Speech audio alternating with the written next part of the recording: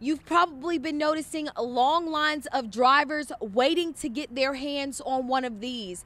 Gas prices and frustrations are up. If you receive unemployment benefits, prepare for some changes if you want to keep receiving your checks. For some of us, it's our first time celebrating a Mother's Day without our loved ones.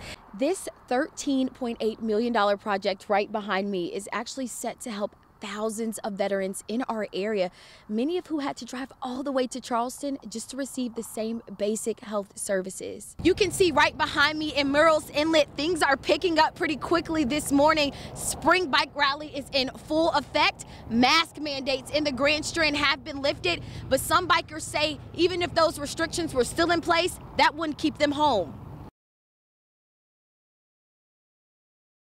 It happened with toilet paper, it happened with gas. What's next? How is your luck finding gas? It seems kind of crazy that people were just hoarding up and stocking up when they don't even need the gas. There is a name for this craziness. Coastal Carolina University professor of philosophy, Julena Oxley, says it's called emotional contagion. Our emotions are like, we start panicking, we see other people panicking, then people are like, oh, I really got to go get it. She says it happens all the time, which is why you're seeing so many head to the pumps to fill up. They've got extra gas sitting around they're not even going to use. Leading some gas stations to limit the amount of gas you can get for now. If nobody had panicked to start with, then maybe it would not have happened. Experts say more gas is on the way to the Grand Strand in just a couple days. So when you head to the pump, try not to worry too much.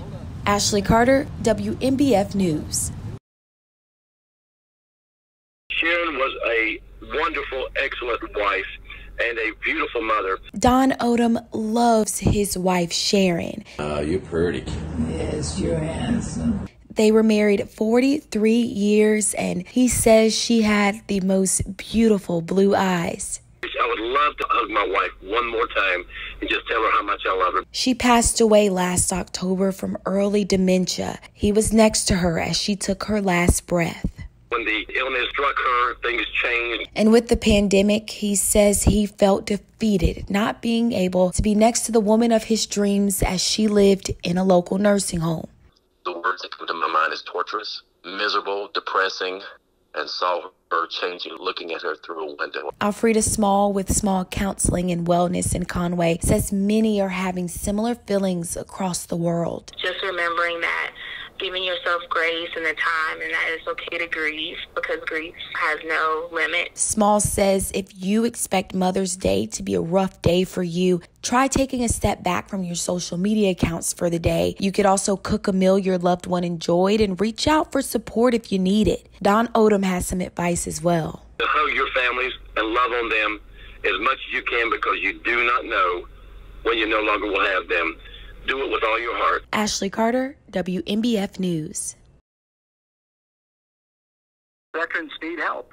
Help is needed, but for many veterans in the Myrtle Beach area, up until this week, medical services were out of reach. This area is having more veterans move to this area all the time. Most of the folks still go to Charleston, leaving many vets like Commander Douglas Vining to drive over 2 hours for essential services. If you need some emergent medical issues, a gentleman that I work a lot with, he has PTSD, post-traumatic stress, and he used to have to drive to Charleston. This new facility makes medical services more accessible.